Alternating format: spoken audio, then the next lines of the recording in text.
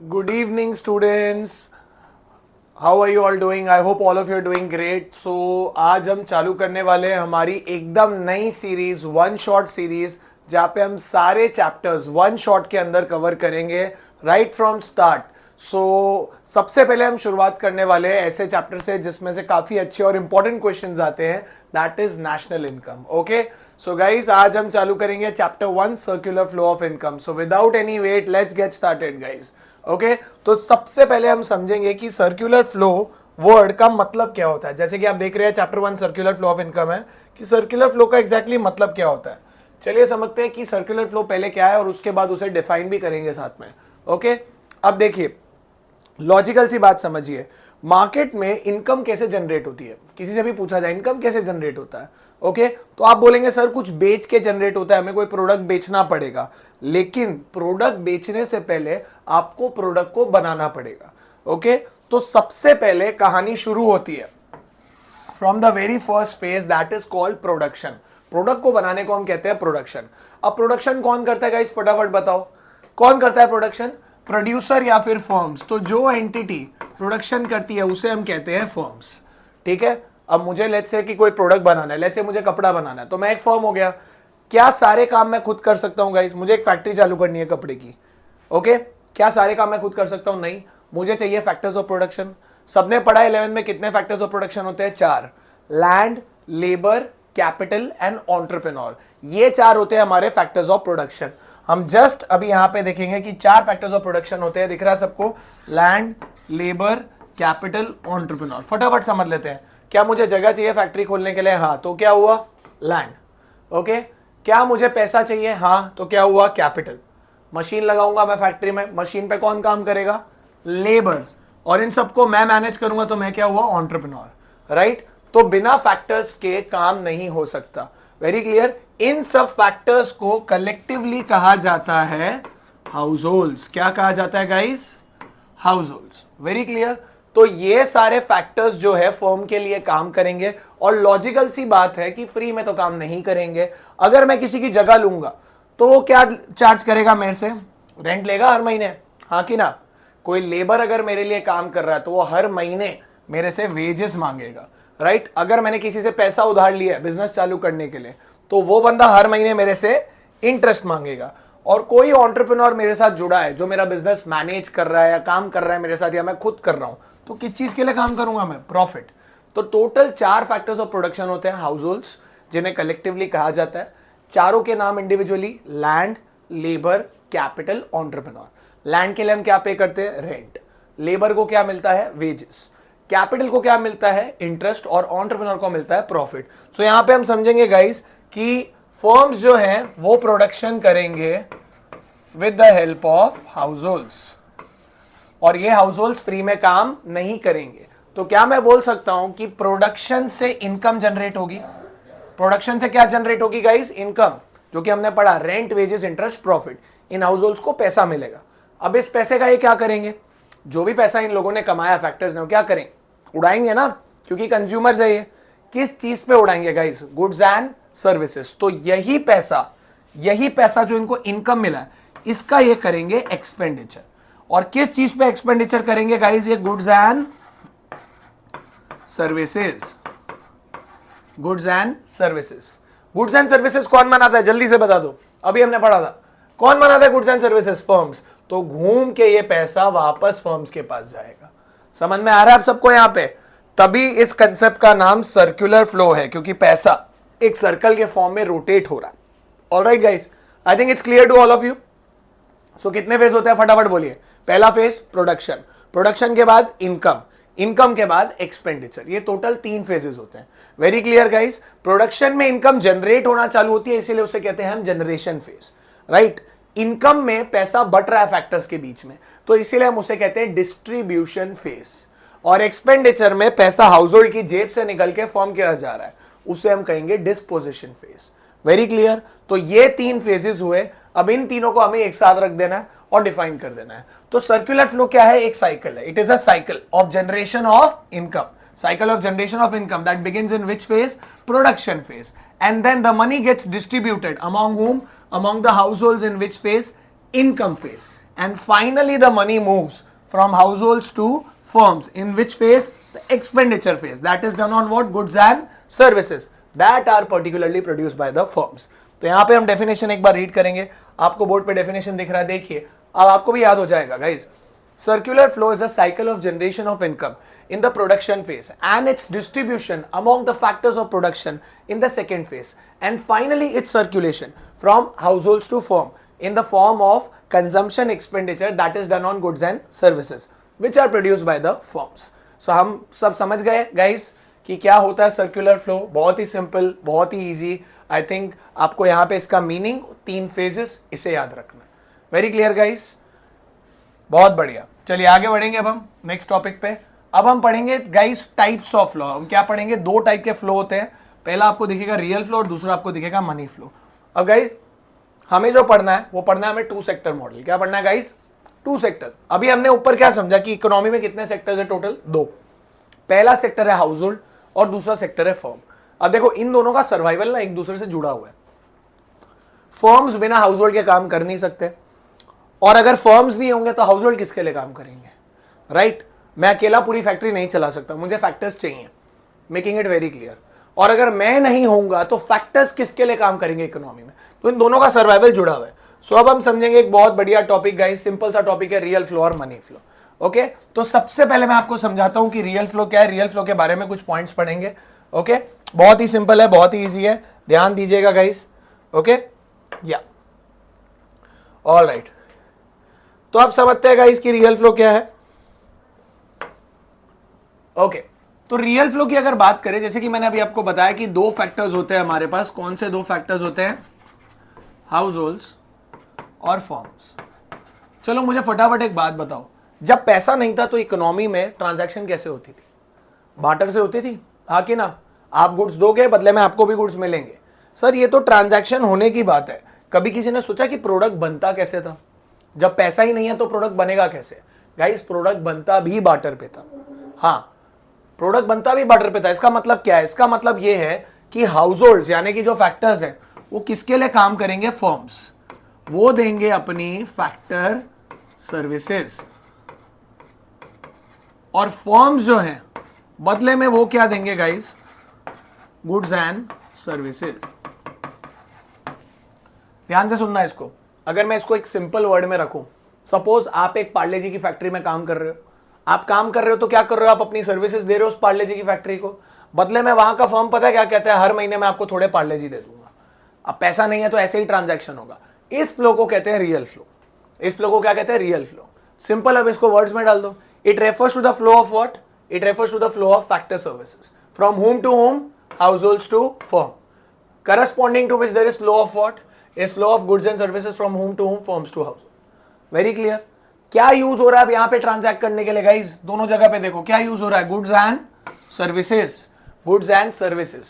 Okay barter में transact करना बहुत डिफिकल्ट था क्योंकि दोनों लोगों की वांट्स मैच होनी चाहिए. अगर वांट्स मैच नहीं हुई तो ट्रांजैक्ट कैसे करेंगे? मैं किसी कील की फैक्ट्री में गया काम करने, वहां का जो ओनर है वो क्या कहता है कि आप हर महीने काम करो, मैं आपको कील दे दूंगा. ओके नाउ लॉजिकल सी बात समझो, मैं कील का क्या करूंगा? मेरे तो कोई काम की चीज नहीं, मैं कहां से बार्टर करूंगा? तो यहां पे उस ओनर के लिए मुझे कन्विंस करना बहुत डिफिकल्ट. सो यहां पे तीसरा पॉइंट ये है कि it's very difficult to transact in real flow. Very clear. Due to barter system. Due to barter system. इस फ्लो का दूसरा नाम है फिजिकल फ्लो. क्या बोलते हैं गाइस इसे? फिजिकल फ्लो इसलिए कहते हैं इसको क्योंकि मेरे काम के बदले मुझे गुड्स मिल रहे हैं, कुछ फिजिकल मिल रहा है, इसलिए इसका नाम हो गया फिजिकल फ्लो. तो 4 पॉइंट्स देखिए अब फटाफट कैसे याद रहेंगे हमें. याद रहेंगे गाइस. ये देखिए यहाँ पे 4 पॉइंट्स दिए हुए हैं, ध्यान से देखिएगा इन्हें मैं बोल रहा हूं. सबसे पहले meaning, it refers to the flow of factor services from households to firm, corresponding to which there is flow of goods and services from firms to household. What is used for transaction? Goods and services are used for transaction. Is it easy or difficult? It is difficult due to barter system. What is this also known as? It is known as physical flow. ये 4 points हुए real flow के. अब logical है, barter तो successful रहा नहीं. Barter successful नहीं रहा, इस वजह से पैसे को आना पड़ा, मनी को आना पड़ा, और मनी के आते ही सारी प्रॉब्लम्स सॉल्व हो गई. ओके मनी के आने के बाद ट्रांजैक्ट करने का तरीका तो था वो बिल्कुल का बिल्कुल बदल चुका गाइस। अब देखिए यहाँ पे फिजिकल रियल फ्लो के साथ, फिजिकल फ्लो के साथ हम दूसरा फ्लो पढ़ेंगे, which is that flow, money flow. Okay, so let's understand guys what is money flow. Money flow क्या है ये समझते हैं। अब यहां पे पता है क्या होगा गाइस, ध्यान से देखिए, अब ट्रांजैक्ट करने का तरीका ही बदल जाएगा। अब अगर मैं किसी फैक्ट्री में काम कर रहा हूं, मैं पार्ले जी की फैक्ट्री में काम कर रहा हूं, ठीक है, पैसा आ चुका है, तो वहां का ओनर क्या करेगा, मुझे पैसा पे करेगा। वहां का ओनर क्या करेगा, मुझे पैसा पे करेगा, वो मुझे देगा फैक्टर पेमेंट्स, वो मुझे देगा फैक्टर पेमेंट्स, क्योंकि मैं काम कर रहा हूं। और मुझे अगर बाद में उससे पार्ले जी खरीदना है तो मुझे भी पेमेंट करना पड़ेगा।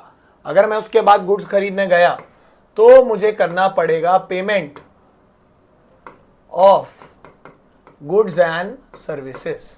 इस फ्लो को कहते हैं मनी फ्लो। दोनों साइड पैसा जा रहा है, ध्यान से देखिए।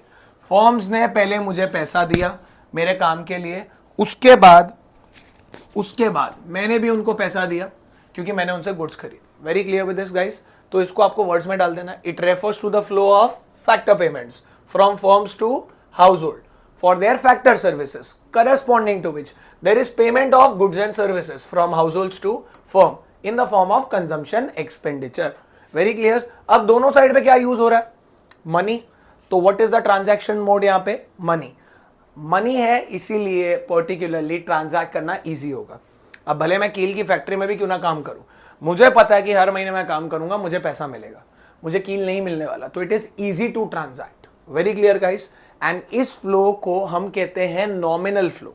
नॉमिनल फ्लो क्यों, क्योंकि दोनों साइड पे एक ही यूनिट यूज हो रही है, मनी। एक ही यूनिट के टर्म्स में पेमेंट हो रहा है, और पर्टिकुलरली आप जैसे आपको पैसे के फॉर्म में मिल रहा है, पैसे के फॉर्म में पे करो, एक ही यूनिट यूज हो रहा है। सो इसलिए इसको बोलते हैं नॉमिनल फ्लो। अब यहां पे 4 पॉइंट देखेंगे फटाफट, आपको भी याद होगा, राइट। चलिए, कहां है हमारे 4 पॉइंट, ये रहे। तो ये देखिए 4 पॉइंट्स जो मैं बोल रहा हूं, आप बोर्ड्स पे देखिए। It refers to the flow of factor payments from firms to household, corresponding to which there is payment of goods and services done from household to firm. What is used for transaction? Money is used for transaction. Is it easy or difficult? It is easy to transact, okay, because of involvement of money. It is also known as nominal flow. अगर आपको difference के form में आया तो ऐसे लिख के आइएगा बेसिस के साथ। डिफरेंस के फॉर्म में नहीं आता है अगर आपको, आप खाली मनी फ्लो भी लिख सकते हैं, ये 4 पॉइंट्स डायग्राम के साथ। Very clear guys. तो दूसरा टॉपिक भी हमें लगता है बहुत इजीली क्लियर हो गया। अब देखिए दूसरे से निकलता है तीसरा। दूसरा टॉपिक इजी है, तीसरा टॉपिक उससे कनेक्टेड है। अगर आपको ये टॉपिक आ गया ना, इन दोनों को जोड़ दो तो आपका तीसरा टॉपिक निकलेगा circular flow in 2 sector model. ध्यान से देखते हैं आगे गाइस।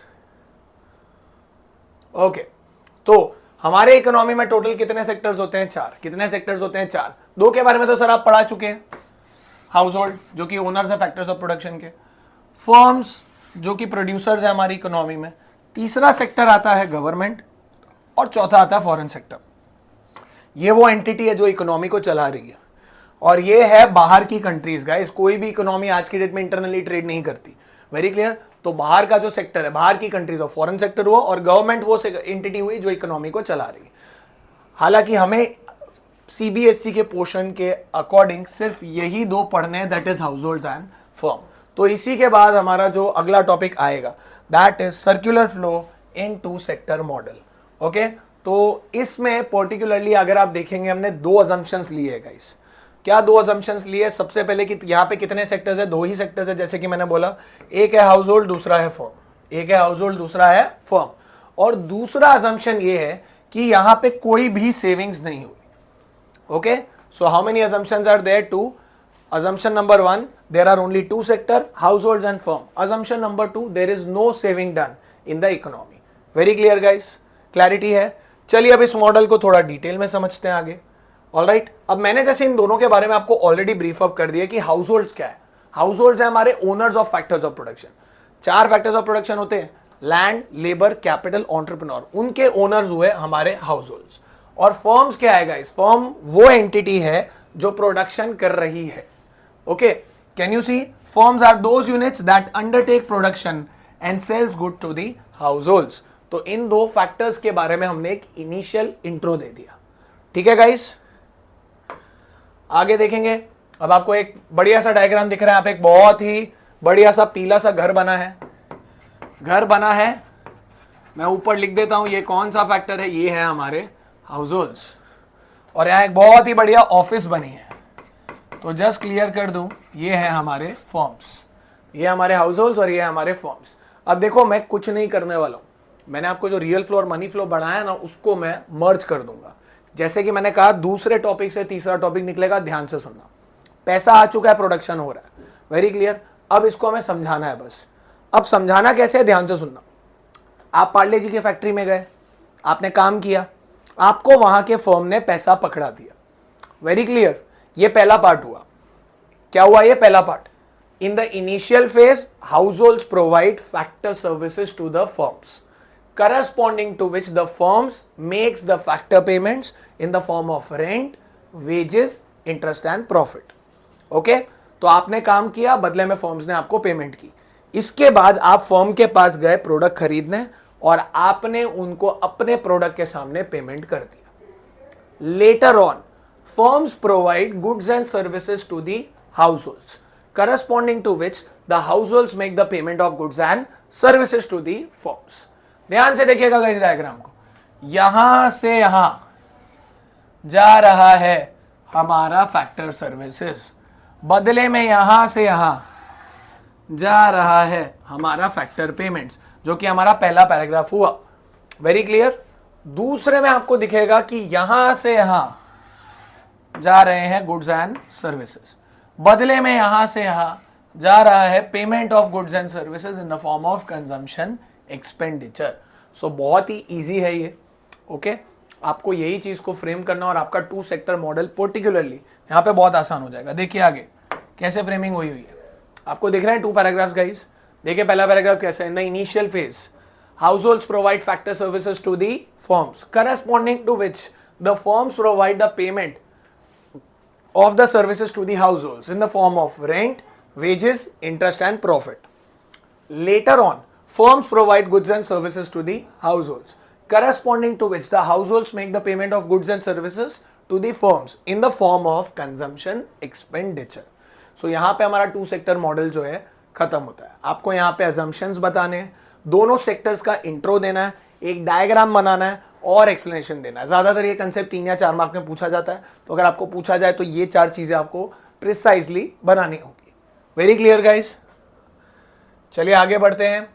ये रहा हमारा टू सेक्टर का conclusive statement. Let's move ahead to the last topic of chapter 1 which is stock versus flow.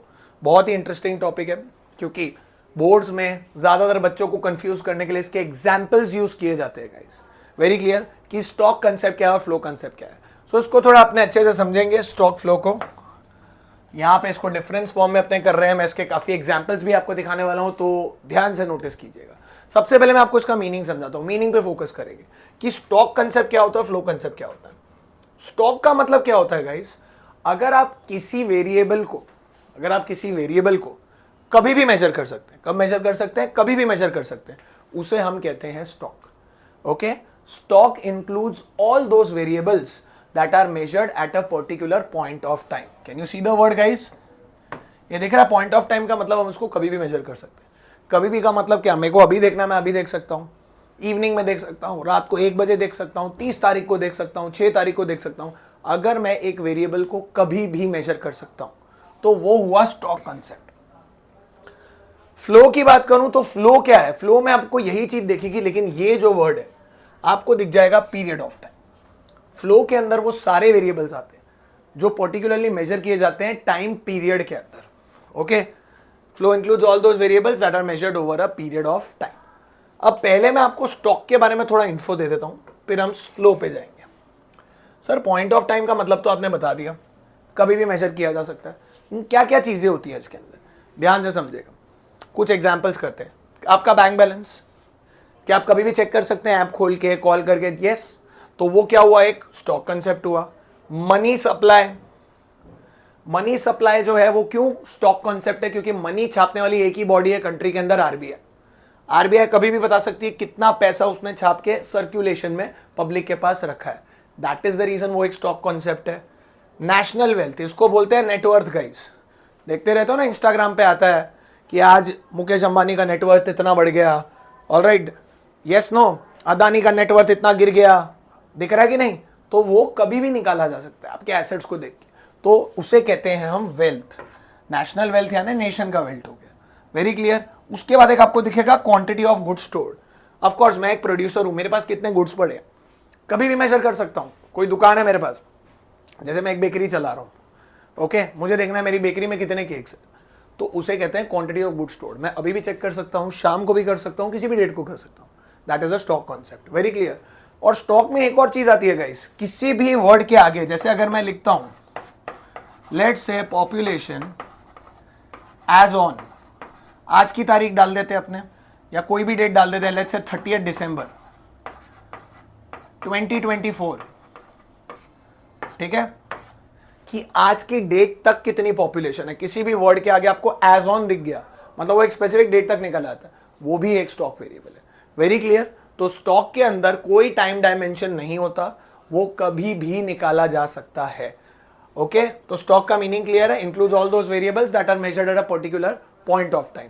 दूसरा पॉइंट देखिए, it has no time dimension, it has no time dimension, कभी भी निकाला जा सकता है। And then we talked about the examples, okay. Flow की बात करूं तो मैंने क्या बोला, ऐसे वेरिएबल जो खाली पीरियड ऑफ टाइम में निकाले जा सकते हैं। सर ये पीरियड ऑफ टाइम क्या होता है, how is it different from point of time? Period of time का मतलब कुछ स्पेसिफिक टाइम फ्रेम्स में ही कैलकुलेट हो सकते हैं। जैसे कि कुछ टाइम फ्रेम्स जो चलते हैं पर आवर, पर डे, पर वीक, पर मंथ, पर क्वार्टर, पर ईयर, ये सब पीरियड ऑफ टाइम्स है, वेरी क्लियर। सो कोई भी चीज अगर एक पीरियड ऑफ टाइम में ही निकाली जा सकती है, उसे हम कहेंगे फ्लो वेरिएबल, वेरी क्लियर। क्योंकि इसे पीरियड ऑफ टाइम में निकाला जा सकता है, इसीलिए हम कहते हैं कि ये टाइम डायमेंशनल है, इसे हम एक टाइम में ही निकाल सकते हैं। It is what, it is time dimensional, very clear guys. अब बहुत सारी चीजें टाइम डायमेंशनल है, जैसे अगर आप मुझसे पूछेंगे सैलरी, किसी भी एम्प्लॉय की सैलरी किस बेस पे देते हैं उसे, मंथली बेसिस पे, ईयरली बेसिस पे, तो आपको दिख रहा है ना per month per year, period of time है। सर प्रॉफिट, इस कंपनी ने लास्ट क्वार्टर में कितना प्रॉफिट किया, कितना लॉस किया, तो क्वार्टरली भी पीरियड ऑफ टाइम हो गया। सेल्स हो गया, प्रोडक्शन हो गया, जितनी भी चीजें आपके अकाउंट्स के पीएनएल में आती है, प्रॉफिट एंड लॉस अकाउंट में, वो सब टाइम फ्रेम में ही निकलती है, तो वो सारी आपको दिखेगी यहां पे। देखो प्रॉफिट, लॉस, सेविंग्स, प्रोडक्शन। और एक चीज देखो, पॉपुलेशन ग्रोथ ड्यूरिंग 2018, कहीं पे भी ड्यूरिंग वर्ड आया, मतलब 2018 में कितनी पॉपुलेशन बढ़ी है, 2018 मतलब एक साल के अंदर, तो वो भी पीरियड ऑफ टाइम आ गया, वो भी फ्लो वेरिएबल है, वेरी क्लियर। फ्लो के बारे में 3 पॉइंट्स याद रहेंगे, yes no, it includes all those variables that are measured over a period of time. It is time dimensional.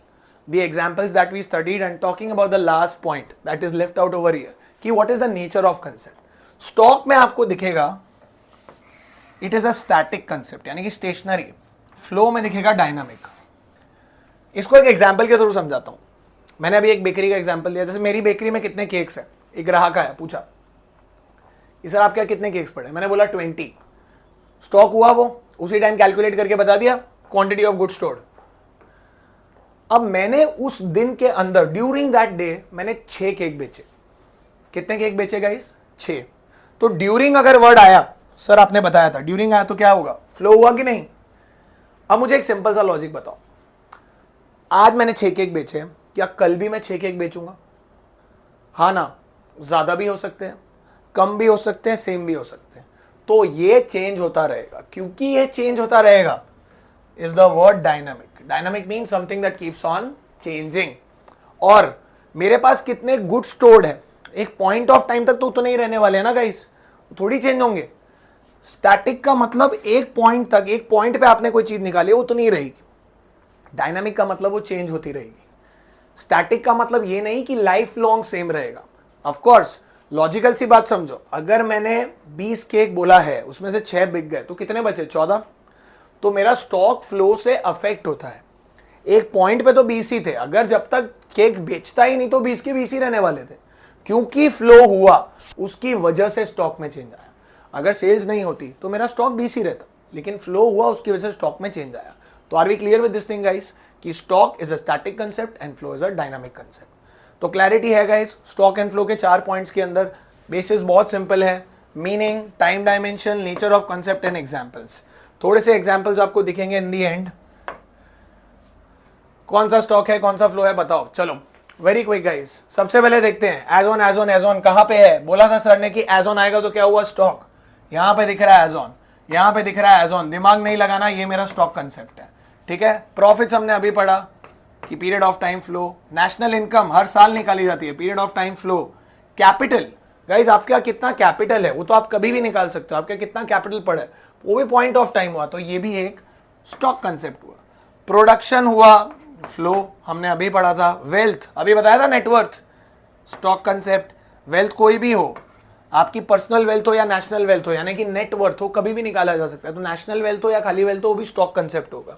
Depreciation, एक एसेट कितना डेप्रिशिएट हुआ वो पीरियड ऑफ टाइम में होगा कि हर साल हर महीने कितना हुआ, वो पीरियड ऑफ टाइम में निकाला जाएगा. तो ये भी एक फ्लो वेरिएबल हुआ. Expenditures, imports, stocks kept in a warehouse guys, ये भी एक स्टॉक कंसेप्ट हुआ. जो गुड्स थे मेरे पास, और ये तीन आपको आइटम्स दिखेंगी, एक्सपेंडिचर, सेविंग्स और इंपोर्ट्स. ये सब पीएनएल है, क्योंकि बिजनेस आप कर रहे हैं. आपके कितने खर्चे हुए, आपकी कितनी सेविंग्स हुई, आपने कितना इंपोर्ट्स किया, ये सब टाइम फ्रेम में निकाला जाता है. तो मतलब कि ये भी मेरा फ्लो वेरिएबल हुआ, ये भी मेरा फ्लो वेरिएबल हुआ, और ये भी मेरा फ्लो वेरिएबल हुआ. क्लैरिटी है गाइस. इसके अलावा और एग्जांपल्स आपको दिखेंगे, लेकिन ये टेक्निक आप यूज कीजिए. एज ऑन दिया है कहीं पे भी, वो स्टॉक हो गया. उसके अलावा 5-6 एग्जांपल जो हमने पढ़े वो याद रख लो. ड्यूरिंग दिया है और पीएनएल के आइटम्स है तो फ्लो हो गया. इससे क्लैरिटी रहेगी.